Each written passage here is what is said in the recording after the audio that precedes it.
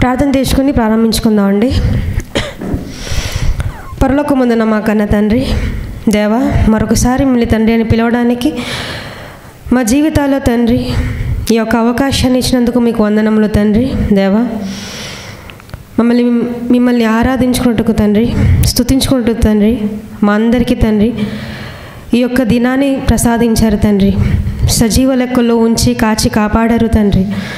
అందరిని బట్టి మీకు వందనములు తండ్రి. మరి మీ మాటల్లో తండ్రి, మరి బైబిల్ గ్రంథం నుంచి ధ్యానించుకుని చుండగా తండ్రి మా తోడు ఉండని తండ్రి. మీ యొక్క మాటల్ని వింటున్న మేము తండ్రి దాన్ని మనసులో ఉంచుకొని మీ మనసును అర్థం చేసుకొని మీకు ఇష్టానుసారంగా బ్రతికి మీరున్న లోకాన చేరే భాగ్యాన్ని మాలో ఉన్న ప్రతి ఒక్కరికి ప్రసాదించమని కోరుకుంటూ యేసుక్రీస్తు వారి పేరట ఈ ప్రార్థనని మీకు సమర్పించుకుంటున్నాం తండ్రి. ఆమెన్. ప్రియమైన దేవుని వారలారా, మరి కూడి వచ్చిన మీ అందరికీ ప్రభువైన యేసుక్రీస్తు వారి పేరట నా వందనాలు తెలియజేసుకుంటున్నానండి. పిల్లరా, ఈరోజు ఒక చక్కటి అంశాన్ని మనం నేర్చుకుందామండి. మరి అంశం పేరేంటంటే, యేసుక్రీస్తు వచ్చింది ఇశ్రాయేలీయులక అందరి కొరక. అంశం పేరు మరొకసారి చెప్తున్నాను. యేసుక్రీస్తు వచ్చింది ఇశ్రాయేలీయులక అందరి కొరక. ప్రియులారా, మరి ఈ ప్రశ్నను రేకెత్తించింది మత ఛాందస్సులు, లేకపోతే క్రీస్తు విరోధులైన వారు. వీరేం చెప్తారంటే, యేసుక్రీస్తు వారు వచ్చింది కేవలం ఇశ్రాయేలులకు మాత్రమే, అందరి కొరకు కాదు, అన్యుల కొరకు కాదు అని బైబిల్లోని కొన్ని మాటను బట్టి చెప్తారు. బైబిల్లో ఉన్న 2 మాటలను చూపించి వీరిలా చెప్పడం జరుగుతుంది. ఏంటంటే, యేసుక్రీస్తు వారు పంపబడింది కేవలం ఇశ్రాయేలు కొరకు మాత్రమే, మీరెందుకు ఆయన్ని లోకరక్షకుడి కింద అంగీకరిస్తున్నారు అని ప్రశ్నలు ఇస్తున్నారండి. మరి వీరు చూసి చెబుతున్న మాటలు ఏంటంటే, మత్తయి సువార్త 10వ అధ్యాయము, మత్తయి సువార్త 10వ అధ్యాయము 5వ వచనం అండి. మత్తయి సువార్త 10వ అధ్యాయము 5వ వచనం. మత్తయి సువార్త 10వ అధ్యాయం 5వ వచనం. యేసు ఆ 12 మందిని పంపుచు వారిని చూచి వారికి ఆజ్ఞాపించినదేమనగా, మీరు అన్యజనుల దారిలోనికి వెళ్ళకుడి, సమరయులో ఏ పట్టణములోనైనను ప్రవేశింపుకుడి గాని ఇశ్రాయేలు వంశములోని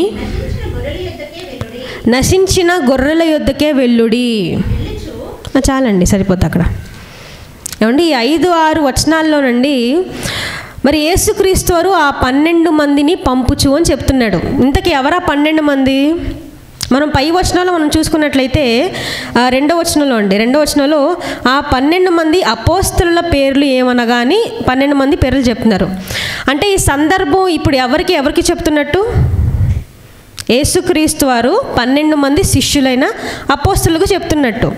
అపోస్తలులకు ఏమని చెప్తున్నాడు ఆయన? ఏమని చెప్తున్నాడు? వారిని చూచి ఆజ్ఞాపించింది ఏమనగా, మీరు అన్యజనుల దారిలోనికి వెళ్ళకండి, అలాగే సమరయుల ఏ పట్టణంలోకైనా ప్రవేశించకండి. అసలు వీరు పంపబడుతున్న ఉద్దేశం ఏంటి?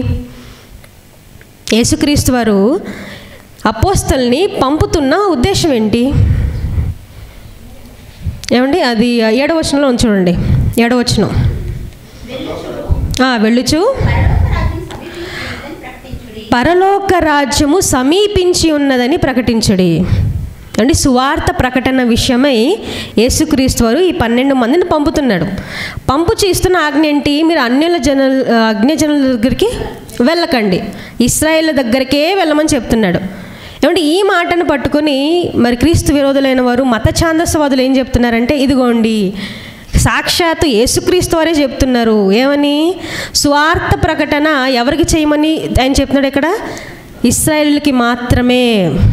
పైపెచ్చు క్లియర్గా మెన్షన్ చేశాడు ఇంకొకటి, అన్యజనుల దారిలోనికి మీరు వెళ్ళకండి. అంటే యేసుక్రీస్తు వారు రక్షించడానికి వచ్చింది ఇశ్రాయేలుకి మాత్రమే, సువార్త అనేది ఇశ్రాయేలుకి మాత్రమే అని దీన్ని బట్టి చెప్తున్నారు. మరొక సందర్భాన్ని కూడా చూసుకుందాం. అదే మత్తయి సువార్త 15వ అధ్యాయం. మత్తయి సువార్త 15వ అధ్యాయము 24వ వచనం ప్రియులారా. మత్తయి సువార్త 15వ అధ్యాయము 24వ వచనం. మత్తయి సువార్త 15వ అధ్యాయము 24వ వచనం అండి. ఆయన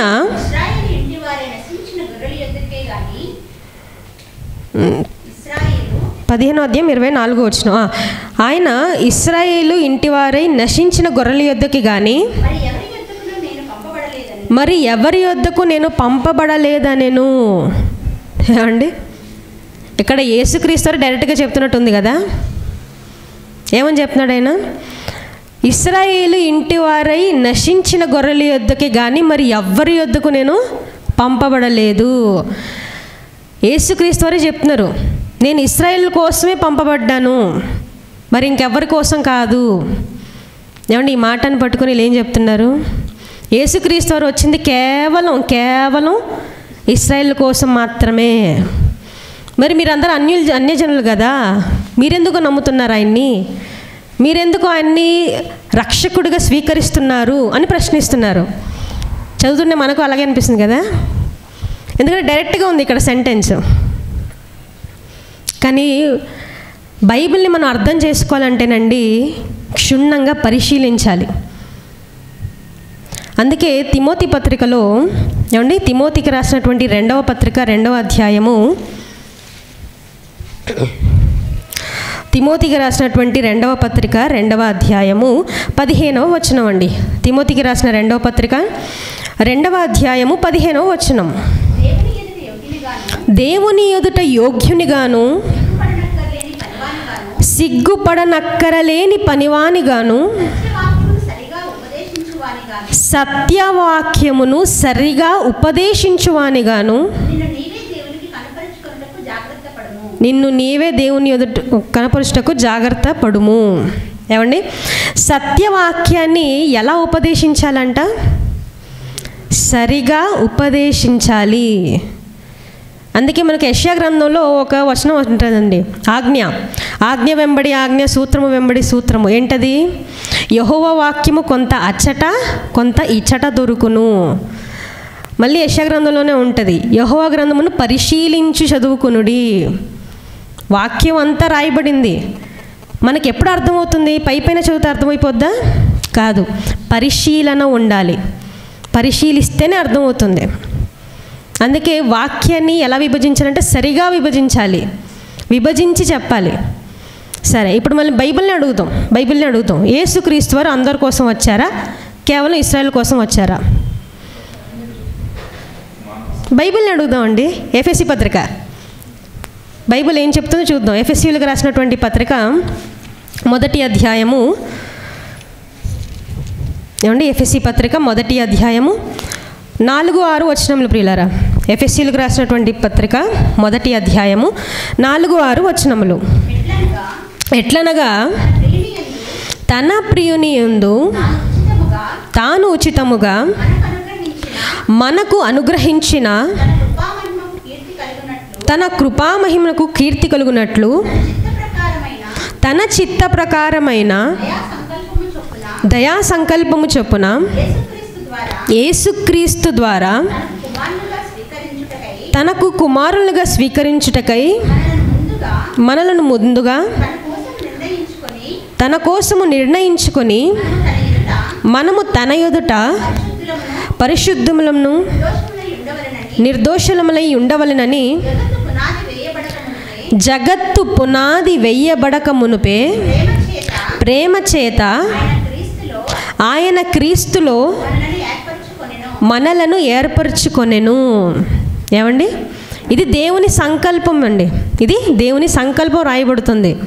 ఏమని రాయబడుతుంది? ఎట్లనగా తన ప్రియకుమారుని యందు. ఎవర ప్రియకుమారుడు? యేసుక్రీస్తు వారు. యేసుక్రీస్తు వారి నుంచి ఆయన ఏం చేయాలనుకున్నాడంటే తన చిత్త ప్రకారమైన దయా సంకల్పము చొప్పున యేసుక్రీస్తు ద్వారా తనకు కుమారులుగా స్వీకరించుటకై మనల్ని ముందుగా నిర్ణయించుకొని మనము తన ఎదుట పరిశుద్ధములను నిర్దోషులై ఉండవలని జగత్తు పునాది వేయబడక మునుపే. అంటే మనమందరము ఎలా ఉండాలని అనుకున్నాడు ఆయన? పరిశుద్ధులు, నిర్దోషులు. కానీ మనం ఇప్పుడు ఎలా ఉన్నాం? పాపుల కింద ఉన్నాం. పరిశుద్ధత మనకు రావాలంటే ఏం కావాలి?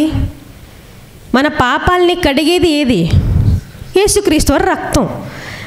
యేసుక్రీస్తు వారి రక్తం మన పాపాలని కడగాలంటే ఆయన లోకరక్షకుడై ఉండాలి. కేవలం ఇశ్రాయేలుకే అనుకోండి, ఇశ్రాయేలుకి అయితే ఇశ్రాయేలు పాపాలు మాత్రం కడగబడతాయి, మరి మన పాపాలు కూడా కడగాలి కదా. కాబట్టి యేసుక్రీస్తు వారు అందరి కోసం మరణించాలి. యేసుక్రీస్తు వారు అందరి కోసం మరణించాలి. అందుకే 6వ వచనం చివరి మాటలో అండి, 6వ వచనం చివరి మాటలో మనలను ముందుగా తన కోసం నిర్ణయించుకొని అని ఉంది. మనలను అని ఉందా లేదా మీ బైబిల్లో? మనలను అంటే ఇక్కడ పౌలు గారు రాస్తున్నారు. పౌలు గారు ఎఫెసీయులకి రాస్తున్నారు. రాస్తూ మనలను అంటున్నాడంటే తన్ని కూడా ఇంక్లూడ్ చేసుకుంటున్నాడు. పౌలు గారు ఎవరు? అన్యుడా? ఇశ్రాయేలీయుడు, బెన్యామీను గోత్రానికి చెందిన ఆయన. ఏమండి, పౌలు గారు ఇశ్రాయేలు. ఆయన ఇది ఎవరికి రాస్తున్నారు? ఎఫెసీయులు ఎవరు అసలు? ఎఫెసీయులు అన్యులు. అది ఎఫెసీ పత్రిక 3వ అధ్యాయంలో ఉంటుంది చూడండి. ఎఫెసీ పత్రిక 3వ అధ్యాయం 1వ వచనం. ఎఫెసీ పత్రిక 3వ అధ్యాయం 1వ వచనం. ఈ హేతువు చేత అన్యజనులైన మీ నిమిత్తము క్రీస్తు యేసు యొక్క ఖైదీనైన పౌలును నేను ప్రార్థించుచున్నాను. కాబట్టి ఈ పత్రిక ఎవరి కోసం రాయబడుతుందో మనకు అర్థమవుతుంది. అన్యుల కోసం. ఏమంటే అన్యుల కోసం రాయిస్తున్నాడు ఆయన. అన్యజనులైన మీ నిమిత్తం అని చెప్తున్నాడు. అంటే ఎఫెసీలో ఉన్నవారు అన్యజనులు. ఆ అన్యజనులతో ఈయన ఏం చెప్తున్నాడు? మనము అని చెప్తున్నాడు ఇక్కడ ఎఫెసీ పత్రిక 1వ అధ్యాయంలో.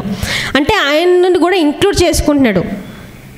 కాబట్టి కంక్లూషన్ ఏంటంటే కేవలం యేసుక్రీస్తు ఇశ్రాయేలు కోసం కూడా కాదు, అన్యజనుల కోసము కూడా ఆయన రక్షకుడిగా పుట్టింపబడ్డాడు.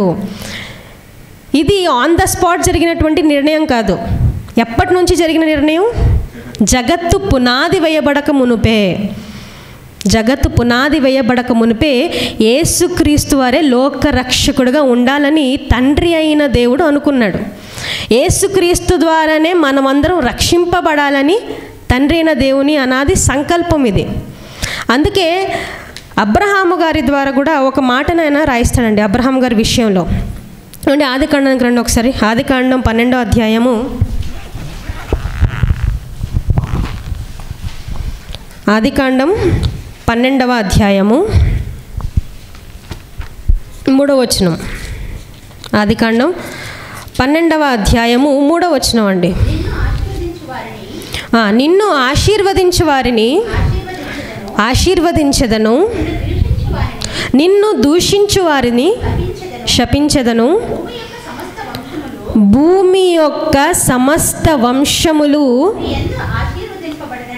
నీ యందు ఆశీర్వదింపబడునని అబ్రహాముతో అనగా. ఏమండి, భూమి యొక్క సమస్త వంశములు అన్నాడు. భూమి యొక్క సమస్త వంశములు అంటే అన్యులు కూడా ఇంక్లూడ్ అయ్యారు ఇందులో. అంతేగాని నీ సంతానాన్ని మాత్రం నేను ఆశీర్వదిస్తాను అని చెప్పట్లేదు. ఏమంటే ఇంకోసారి చదవండి అన్నమాట. 3వ వచనం. నిన్ను ఆశీర్వదించే వారిని ఆశీర్వదించదను, నిన్ను దూషించే వారిని శపించదను. భూమి యొక్క సమస్త వంశములు నీ యందు ఆశీర్వదింపబడును. ఇది ఎలాంటి ఆశీర్వాదం? యేసుక్రీస్తు వారి నుంచేనండి. ఎందుకంటే యేసుక్రీస్తు వారు ఎవరి గర్భం గుండా వచ్చారు? అబ్రహాము గారి గర్భం గుండె. అంటే యూదా గోత్రంలో పుట్టిన ఆయన. అందుకే మత్తయి సువార్త 1వ అధ్యాయం 1వ వచనంలో మనకేం కనిపిస్తుంది? అబ్రహాము అలాగుందా? మత్తయి సువార్త 1వ అధ్యాయం 1వ వచనం. అబ్రహాము కుమారుడగు దావీదు కుమారుడైన యేసుక్రీస్తు వంశావళి. అంటే ఇప్పుడు అబ్రహాం కుమారుడు ఎవరు? దావీదు కుమారుడు ఎవరు? యేసుక్రీస్తు. అంటే యేసుక్రీస్తు వారు ఎవరు గర్భం గుండా వచ్చారని మనకు అర్థమవుతుంది? అబ్రహాము గారి గుండానే. కాబట్టి యేసుక్రీస్తు వారి నుంచి, యేసుక్రీస్తు వారి వలన, యేసుక్రీస్తు వారి ద్వారా సమస్త వంశములను ఆయన ఆశీర్వదించాడు. అంటే యేసుక్రీస్తు వారు అందరి కోసం పుట్టింపబడిన ఆయన, అంతేగాని కేవలం ఇశ్రాయేలీయులకు మాత్రమే కాదు. దీని గురించి ఒక ప్రవచన వాక్యం కూడా ఉంది. ఏమంటే యెషయా గ్రంథంలో ఉంటుంది, ఒకసారి అది చూసుకుందాం. అది యెషయా గ్రంథము 49వ అధ్యాయము, యెషయా గ్రంథము 49వ అధ్యాయము 6వ వచనం అండి.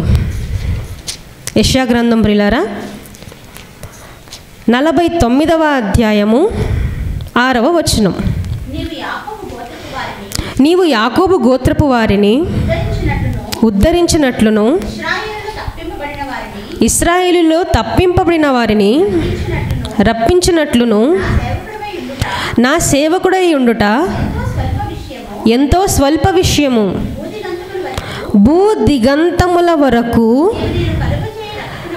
నీవు నేను కలుగజేయు రక్షణకు సాధనమగుటకై అన్యజనులకు వెలుగై ఉండునట్లు నిన్ను నియమించి ఉన్నాను. ఏమండి, యేసుక్రీస్తు వారి గురించి వ్రాయబడుతున్నట్టు ప్రవచన వాక్యం అండి ఇది. ఏమని చెప్తున్నాడు ఆయన? భూ దిగంతముల వరకు నేను కలుగజేయు రక్షణ సాధనమగుటకై అన్యజనులకు వెలుగై ఉండునట్లు నిన్ను నియమించి ఉన్నాను. క్లియర్గా ఉంది. ఏమని? యేసుక్రీస్తు వారు కేవలం ఇశ్రాయేలుకు మాత్రమే కాదు, అన్యజనుల నిమిత్తం కూడా ఆయన వచ్చారు అని. ఏమండి, ఒకవేళ కేవలం ఇశ్రాయేలు కొరకే అనుకోండి, కాసేపు అనుకుంటే యేసుక్రీస్తు వారు రావాల్సిన అవసరం లేదు. ఎందుకనంటే ఇప్పుడు ఇశ్రాయేలీయులు మరి ఫరో చేత బాధింపబడేవారు ఈ ఐగుప్తులో ఉన్నప్పుడు. వారిని రక్షించడానికి యేసుక్రీస్తు వారు వచ్చారా? రాలేదు. మరి ఎవరు వచ్చారు? మోషే గారు వచ్చారు. మోషే గారు వచ్చి వాళ్ళని రక్షించుకొని వెళ్ళిపోయారు, ప్రవక్త. అలాగే మిద్యానీయుల చేతిలో మళ్ళీ ఇశ్రాయేలు ఒకసారి ఇరికింపబడతారు. అప్పుడు వారిని రక్షించడానికి ఎవరు పంపిస్తారు? ఆయన మిద్యానీయుల చేతిలో ఉన్నప్పుడు గిద్యోను గారు వస్తారు. ఏమంటే న్యాయాధిపతి అయిన గిద్యోను గారు వస్తారు. అలాగే ఫిలిస్తీన్ల చేతిలో ఉన్నప్పుడు, ఇశ్రాయేలు ఫిలిస్తీన్ల చేతిలో ఉన్నప్పుడు సంసోన్ గారు వస్తారు. ఏమంటే అలాగే అమ్మోనీయుల చేతులు, ఇశ్రాయేల్ అమ్మోనీయుల చేతిలో ఉన్నప్పుడు యెఫ్తా గారు వస్తారు. ఇప్పుడు ఇశ్రాయేల్కు మాత్రమే రక్షణ కావాలంటే దేవుడు ఇంకెవరినో ప్రవక్తను పంపించాల్సింది కదా, కానీ కాదు. కేవలం ఇశ్రాయేల్ని మాత్రం రక్షించాలంటే అది చిన్న విషయం, ఎవరో ఒక ప్రవక్తను పంపించేయచ్చు.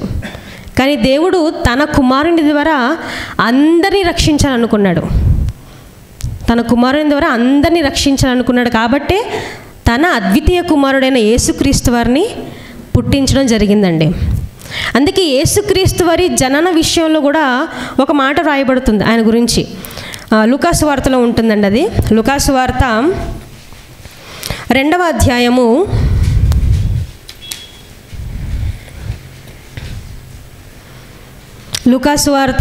అధ్యాయము 10వ వచనం అండి. లూకాసు వార్త 2వ అధ్యాయము 10వ వచనం. అయితే ఆ దూత భయపడుకుడి,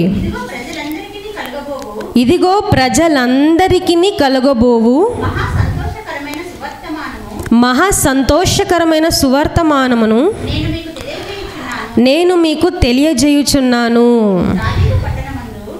దావీదు పట్టణమందు నేడు రక్షకుడు మీ కొరకు పుట్టి ఉన్నాడు. ఈయన ప్రభువైన క్రీస్తు.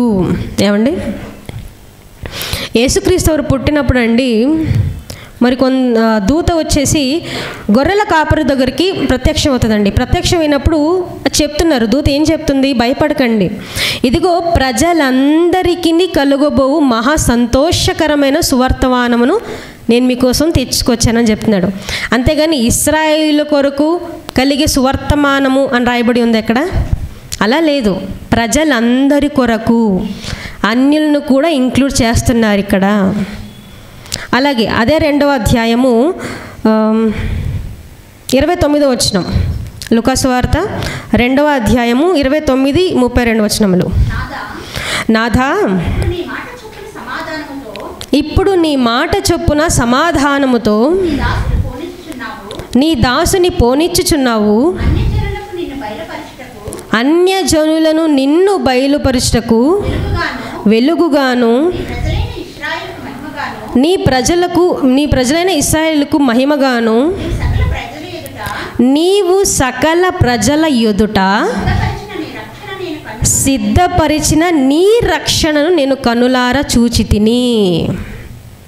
ఏమండి, ప్రవక్త అయిన సమయోను గారు మరి యేసుక్రీస్తు వారిని చూస్తూ చెప్తున్న మాటలండి ఇవి.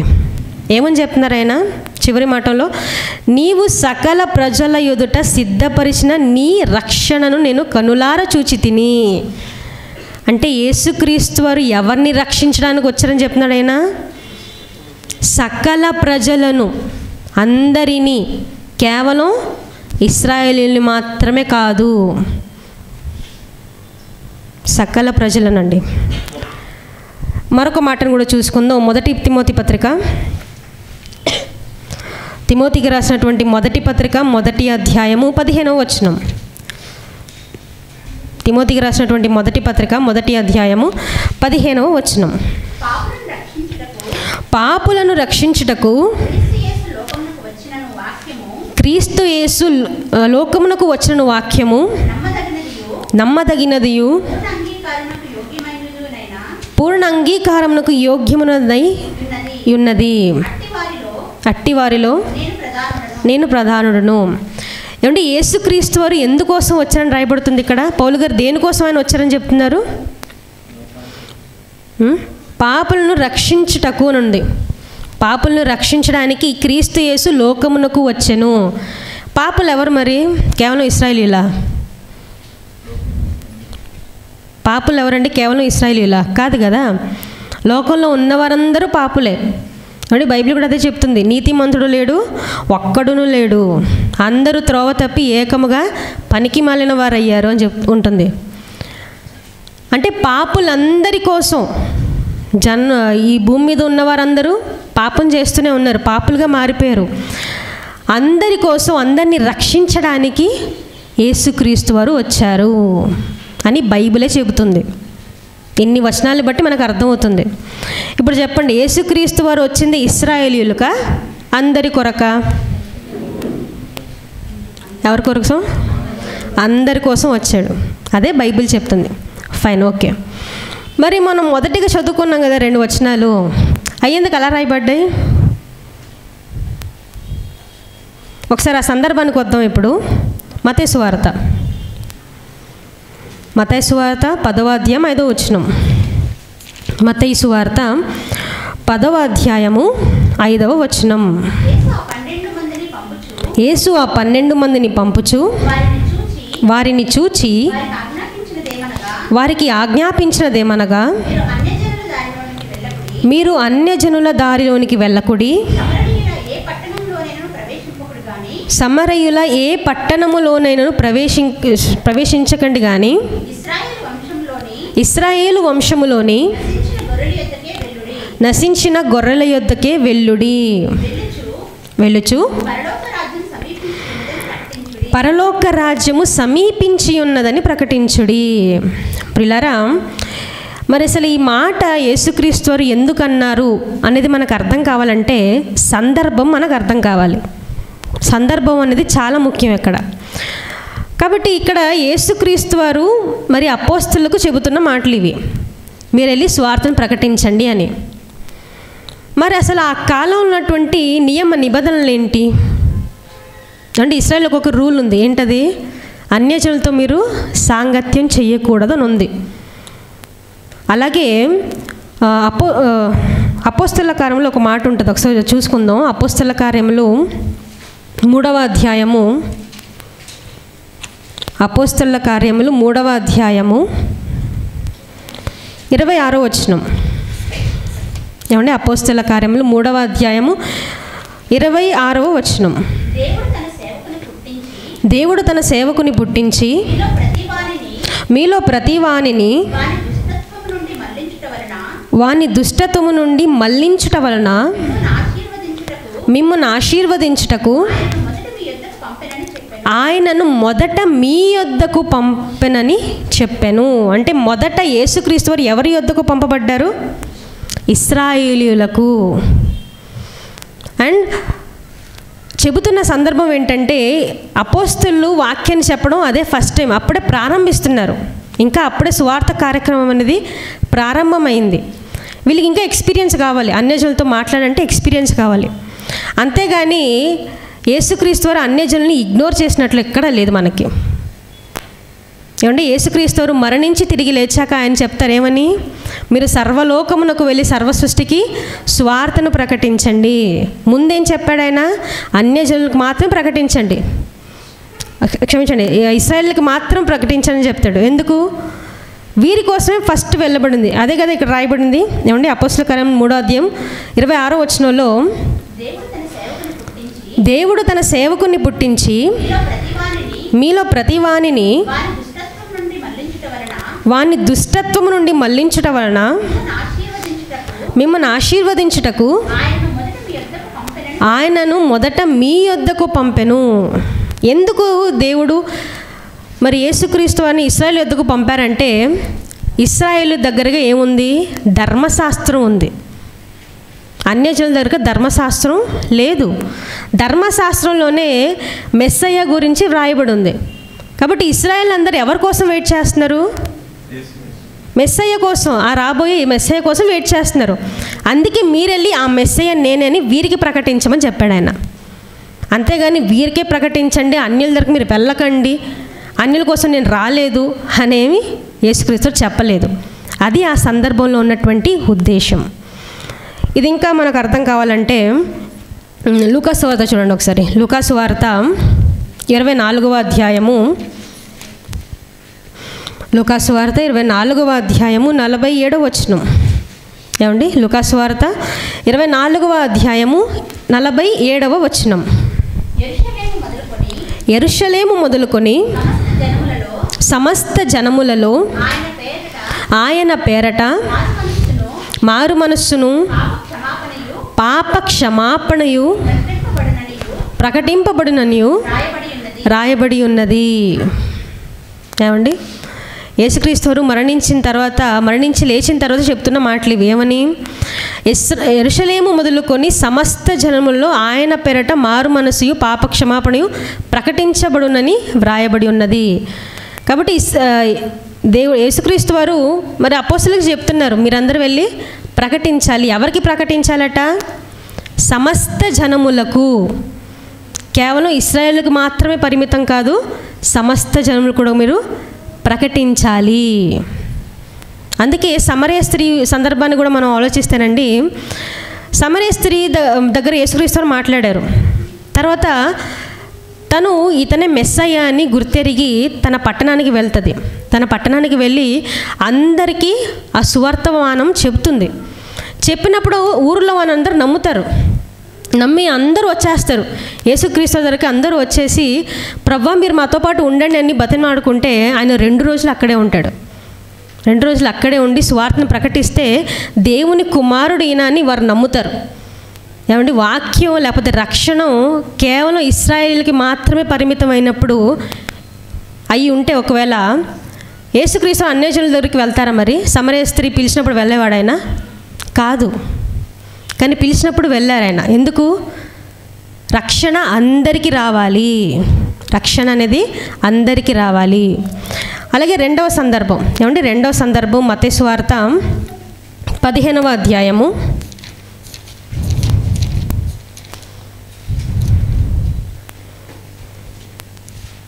మత్తయి సువార్త 15వ అధ్యాయము 24వ వచనం. మత్తయి సువార్త 15వ అధ్యాయం 24వ వచనం. ఆయన ఇశ్రాయేలు ఇంటివారై నశించిన గొర్రెల యొద్దకే గాని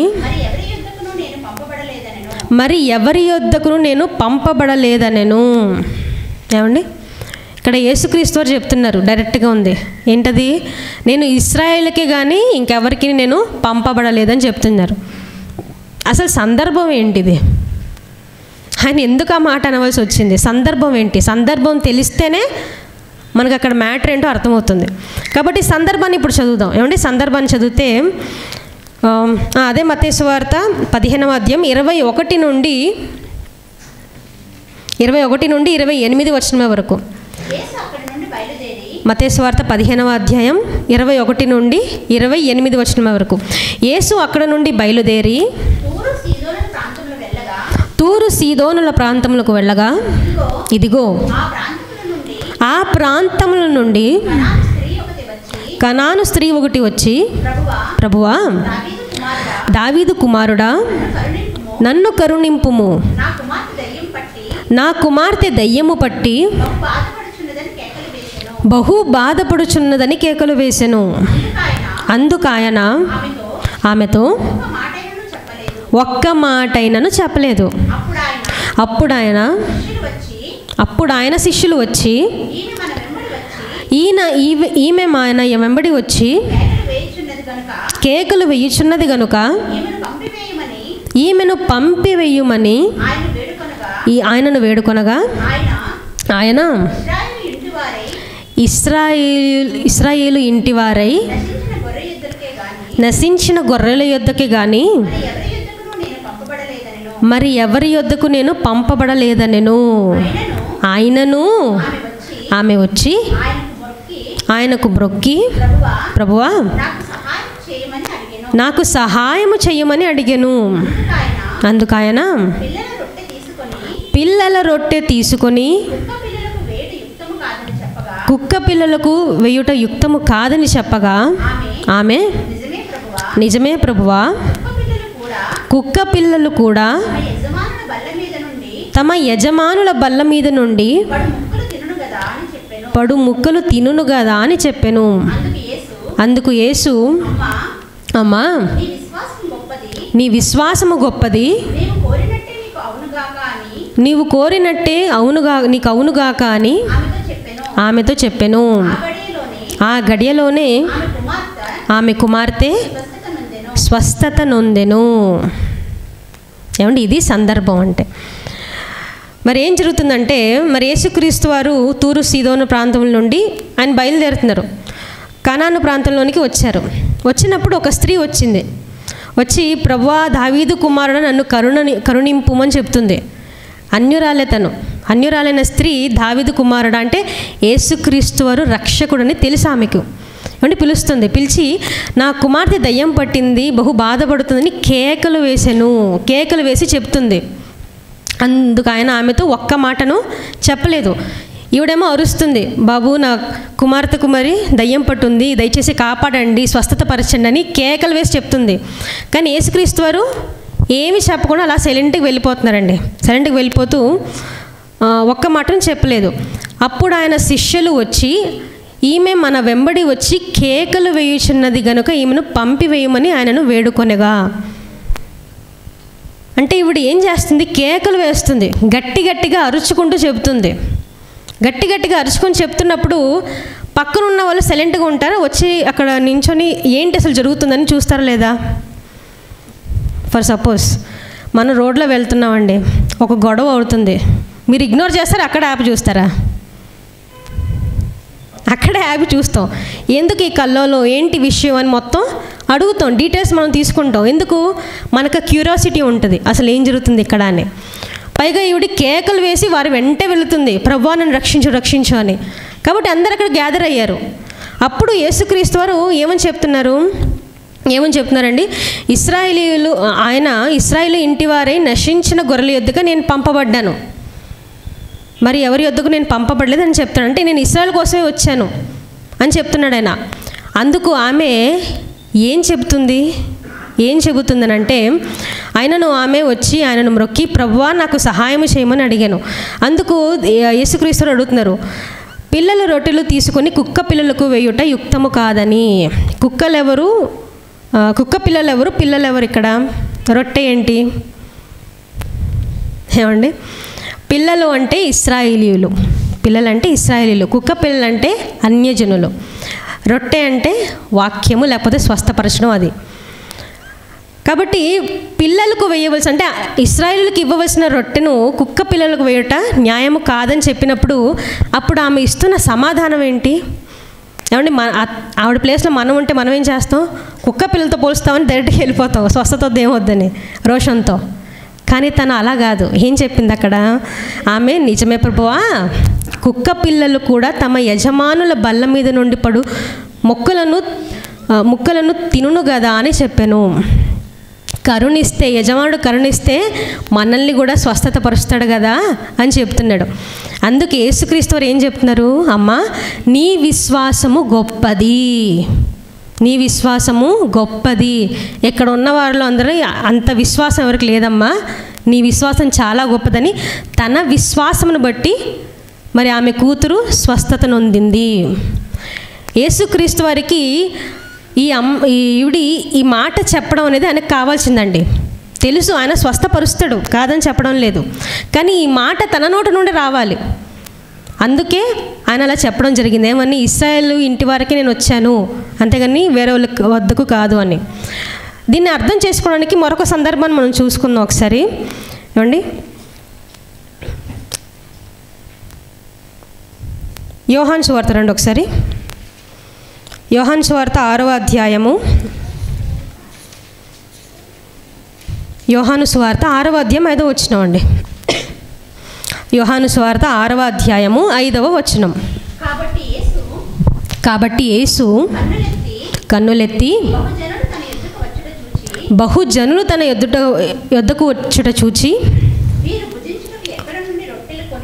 వీరు భుజించుటకు ఎక్కడ నుండి రొట్టెలు కొని తెప్పించమని ఫిలిప్పును అడిగాను. కానీ ఏమి చేయనై ఉండెనో తానే ఎరిగి ఉండి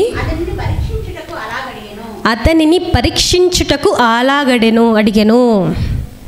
ఇదే విషయం అక్కడ ఆ స్త్రీ దగ్గర కూడా వర్తిస్తుంది. తాను ఏమి చెప్పును అని పరిశీలించడానికే యేసుక్రీస్తు వారు ఆ మాట చెప్పడం జరిగిందండి. ఒకవేళ నిజంగా నేను ఇశ్రాయేలు వద్దకే వచ్చాను, అన్యజనుల వద్దకు రాలేదని కట్టుబడి ఉంటే ఆ కుమార్తెకి ఎందుకు మరి స్వస్థతనిచ్చాడు? ఆ కుమార్తెకి ఎందుకండి స్వస్థతనిచ్చాడు? కాబట్టి యేసుక్రీస్తు వారు ఆమె ఏమనుకుంటుంది, ఆమె ఎలా నమ్మింది, తన పర్స్పెక్టివ్ ఏంటి దేవుని ఎదుట అని చెప్పడానికే, అది బయటికి తేవడానికే యేసుక్రీస్తు వారు అలా అనడం జరిగింది. అంతేగాని అన్యజనులైనా వేరుపరచలేదు. అలాగే లూకాసు వార్తలో ఒక సందర్భం ఉంటుందండి. లూకాసు వార్తలో 17వ అధ్యాయము, లూకాసు వార్త 17వ అధ్యాయము 12వ వచనం. లూకాసు వార్త 17వ అధ్యాయము 12వ వచనం అండి. ఆయన ఒక గ్రామంలోనికి వెళ్ళుచుండగా 10 మంది కుష్ఠరోగులు ఆయనకు ఎదురుగా వచ్చి దూరము నుండి నిలిచి, యేసు ప్రభువా, మమ్మను కరుణించుమని కేకలు వేసిరి. ఆయన వారిని చూచి, మీరు వెళ్ళి మిమ్మల్ని యాజకులకు కనపరుచుకొనుడని వారితో చెప్పెను. వారు వెళ్ళుచుండగా శుద్ధులైరి. వారిలో ఒకడు తనకు స్వస్థత కలుగుట చూచి గొప్ప శబ్దముతో దేవునిని మహిమపరుచుచు తిరిగి వచ్చి ఆయనకు కృతజ్ఞతాస్తుతులు చెల్లించుచు ఆయన పాదముల యొద్ద సాగిలపడెను. వాడు సమరయుడు. అందుకు యేసు, 10 మంది శుద్ధులైరి కారా? ఆ 90 ఎక్కడా? ఈ అన్యుడు తప్ప దేవుని మహిమపరుచుటకు తిరిగి వచ్చిన వాడెవడును అగపడలేదా అని చెప్పి, నీవు లేచి పొమ్ము, నీ విశ్వాసం నిన్ను స్వస్థపరిచినని వానితో చెప్పాను. ఏమండి, 10 మంది కుష్ఠరోగులండి కలగలిపి వచ్చారు. ప్రభా, మరి కుష్ఠరోగం ఉంది, మాకు సహాయం చెయ్యు, స్వస్థపరచు అన్నప్పుడు యేసుక్రీస్తు చెప్తారు, వెళ్ళి మీ దేహాల్ని యాజకునికి కనపరుచుకోండి అని చెప్తున్నప్పుడు వీరు వెళ్తారు. మార్గం మధ్యలోనే వీరందరూ స్వస్థపరచబడతారు. అందులో ఒకడు మాత్రమే, ఒకతను మాత్రమే గొప్ప కేకతో దేవుని మహిమపరిచి యేసుక్రీస్తు వారికి థ్యాంక్స్ చెప్పడానికి తిరిగి వస్తాడండి. యేసుక్రీస్తు వారికి కృతజ్ఞత చెప్పడానికి తిరిగి వస్తాడు. అతను ఎవరట? సమరయుడు, అంటే అన్యుడు. అందుకే యేసుక్రీస్తు వారు చెప్తున్నారండి 18వ వచనంలో, ఈ అన్యుడు తప్ప దేవుని మహిమపరుచుటకు తిరిగి వచ్చిన వాడెవడను అగపడలేదు. అలా కుష్ఠరోగంతో వచ్చినప్పుడు యేసుక్రీస్తు వారు చెప్పొచ్చు కదా, నువ్వు అన్యుడివి, నువ్వు సపరేట్గా వెళ్ళిపో, నేను నీకు చెయ్యనని. యేసుక్రీస్తు వారు అలా చెప్పలేదు, స్వస్థపరిచాడు. ఆయన రక్షించడానికే వచ్చాడు, లోక రక్షకుడు, అందరినీ రక్షించడానికే వచ్చాడు ఆయన. కానీ ముందు యూదుల యొద్దకే పంపబడ్డాడు. ముందు యూదుల దగ్గరికి పంపబడ్డాడు. ఎందుకు పంపబడ్డాడంటే యూదులందరూ ఒక దానిలో చెరపట్టబడి ఉన్నారు. యూదులందరూ ఒక దాంట్లో చెరపట్టబడి ఉన్నారు. ఏంటది? ధర్మశాస్త్రం. ధర్మశాస్త్రం. ఆ ధర్మశాస్త్రంలో వీరందరూ చెరపట్టబడి ఉన్నారు. వీరిని అందులో నుంచి విడిపింపాలి. దాన్ని విడిపింపాలంటే ఈయనేం చేయాలి? ధర్మశాస్త్రాన్ని నెరవేర్చి కొట్టివేయబడాలి. కొట్టివేయబడ్డాకే క్రొత్త ధర్మశాస్త్రం తీసుకురావచ్చు. అదే క్రొత్త నిబంధన. ఆ క్రొత్త నిబంధనలో ఇశ్రాయేలు మాత్రమే సపరేట్ అని ఎక్కడా లేదండి. క్రొత్త నిబంధన ఏమని చెబుతుంది? గలతీలకు రాసిన పత్రిక, ఏమండి, గలతీ పత్రిక 3వ అధ్యాయము, గలతీలకు రాసినటువంటి పత్రిక 3వ అధ్యాయము 26 నుండి 28 వచనములు. గలతీ పత్రిక 3వ అధ్యాయము 26 నుండి 28 వచనముల వరకు. యేసుక్రీస్తునందు మీరందరూ విశ్వాసము వలన దేవుని కుమారులై ఉన్నారు. క్రీస్తులోనికి బాప్తిస్మము పొందిన మీరందరూ క్రీస్తును ధరించుకొని ఉన్నారు. ఇందులో యూదుడని గ్రీసు దేశస్థుడని లేదు, దాసుడని స్వతంత్రుడని లేడు, పురుషుడని స్త్రీ అని లేదు. యేసుక్రీస్తునందు మీరందరూ ఏకముగా ఉన్నారు. ఇది క్రొత్త నిబంధన అండి. కాబట్టి ఇప్పుడు యేసుక్రీస్తు వారిని మనం నమ్మి బాప్తిసం పొంది యేసుక్రీస్తుని ధరించుకొని సంఘంలో చేర్చబడ్డాం అనుకోండి, ఇందులో యూదుడని లేదు, అలాగే అన్యుడని లేదు. గ్రీసు దేశస్థుడు అంటే అన్యుడని లేదు, ఇద్దరు సమానమే. యేసుక్రీస్తు వారు కేవలం ఇశ్రాయేలు కొరకే రాలేదు, కేవలం వారిని రక్షించడానికే రాలేదు, అన్యుల్ని కూడా రక్షించడానికి వచ్చారు. అందుకే పౌలు గారు కొర్నేలి విషయంలో, క్షమించండి, పేతురు గారు కొర్నేలి విషయంలో ఒక మాటని చెప్తాడండి ఆయన. ఏమంటే అపోస్తల కార్యం 10వ అధ్యాయం, అపోస్తల కార్యములు 10వ అధ్యాయము 34-36 వచనములు. అపోస్తల కార్యములు 10వ అధ్యాయము 34-36 వచనములు. దేవుడు పక్షపాతి కాడని నిజముగా గ్రహించి ఉన్నాను. ప్రతి జనములోనూ ఆయనకు భయపడి నీతిగా నడుచుకుని వానిని ఆయన అంగీకరించును. యేసుక్రీస్తు వారు ఎవరికి ప్రభు? అందరికీ, కేవలం ఇశ్రాయేలుకు మాత్రమే కాదు, అందరికీ, సమస్త జనులకు ఆయన ప్రభువు. ఆయన ద్వారా దేవుడు సమాధానకరమైన సువార్తను ప్రకటించి ఇశ్రాయేలీయులకు పంపిన వర్తమానమును మీరెరుగుదురు. ఏమండి, పేతురు గారు చెప్తున్నారండి, ఏమిటిది? దేవుడు పక్షపాతి కాడు, ఇశ్రాయేలుకి మాత్రమే రక్షణ అందించే పక్షపాతి కాడు, అందరూ రక్షింపబడాలనుకున్న ప్రేమామయుడు అని చెప్తున్నాడు. కాబట్టి ఇప్పుడు యేసుక్రీస్తు వారు వచ్చింది ఇశ్రాయేలు కొరకేనా లేకపోతే అందరి కొరక? అందరి కొరకు వచ్చాడు, అందరి కొరకు వచ్చాడు. మనం ఏం చేయాలి? ఈ వాక్యాన్ని నేర్చుకున్న మనం ఏం చేయాలండి? మనం కూడా సర్వలోకానికి వెళ్ళి సర్వసృష్టికి సువార్తను ప్రకటించాలి. యేసుక్రీస్తు వారి ప్రేమను, దేవుని ప్రేమను, దేవుని సంకల్పాన్ని మనం ఏం చేయాలి? వెదజల్లాలి, ప్రకటించాలి, మార్చాలి, సంఘంలో చేర్చాలి. ఇదే మన మొదటి లక్ష్యం, ప్రధాన లక్ష్యం. కాబట్టి వాక్యం అందరికీ అర్థమైందని భావిస్తున్నాను. చిన్న ప్రార్థనతో ముగించేసుకుందాం ప్రియులారా. దయగలిగిన మా కన్న తండ్రి దేవా, మరొకసారి మిమ్మల్ని తండ్రిని పిలవడానికి మీరు మాకు ఇచ్చినటువంటి ఈ భాగ్యాన్ని బట్టి మీకు వందనములు తండ్రి దేవా. మరి ఇంతవరకు మీ మాటల్ని మేము ధ్యానించుకున్నాం తండ్రి. మరి మీ వాక్యాన్ని తండ్రి సరిగా విభజించి ఉపదేశించారు తండ్రి. అందరి బట్టి మీకు వందనములు. ఇంతటి మహాజ్ఞానాన్ని తండ్రి మాకు నేర్పించిన తాతయ్య గారికి మంచి ఆయుష్ను ఆరోగ్యాన్ని ప్రసాదించండి. అలాగే తండ్రి, సంఘంలో అనారోగ్యంతో బాధపడుతున్న వారికి మీ చిత్తం ఉన్న ఎడల మరి నిండు ఆరోగ్యాన్ని ప్రసాదించమని కోరుకుంటూ, మరలా మీ చిత్తం ఉన్న ఎడల మమ్మల్ని తండ్రిని పిలిచే భాగ్యాన్ని, మిమ్మల్ని స్తుతించే అవకాశాన్ని మా అందరికీ ప్రసాదించవలసిందిగా ప్రాధేయపడుతూ క్రీస్తు యేసు వారి పుణ్యనామాన్ని ఈ ప్రార్థన మీకు సమర్పించుకుంటున్నాం తండ్రి. ఆమెన్. అందరికీ వందనాలండి.